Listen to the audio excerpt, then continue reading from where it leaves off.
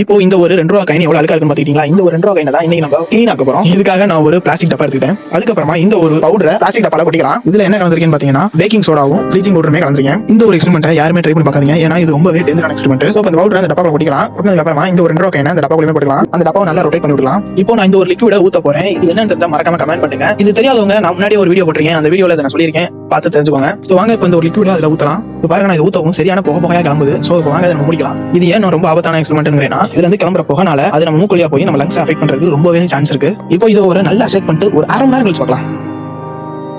வாங்க இதை நம்ம எடுத்து பார்க்கலாம். இப்போ பாத்துக்கிட்டீங்கன்னா இது முன்னாடி நல்லா கிளீனா இருக்கு, ஆனா பின்னாடி அவ்வளவா கிளீன் ஆகல. இப்போ மறுபடியும் இந்த ஒரு காயின் அந்த டப்பாக்குள்ள போட்டு அந்த லிக்விடையும் ஊத்தி விட்டு திரும்பி அந்த டப்பாவை மூடிட்டு நல்லா ரொட்டேட் பண்ணி விட்டு ஒரு 10 நிமிஷம் கழிச்சு பார்க்கலாம். இப்போ இந்த ஒரு காயினுமே எடுத்தாச்சு. இப்போ வாங்க இந்த காயினை நம்ம துணியை போட்டு நல்லா தொடச்சிடலாம். இப்போ பாருங்க, காயின் நல்லாவே சூப்பரா கிளீன் ஆயிருச்சு. நீங்களே பாருங்க, இதுக்கு முன்னாடி இந்த காயினுக்கும் இப்போ உள்ள காயினுக்கும் எவ்வளவு கிளீன் ஆகுது.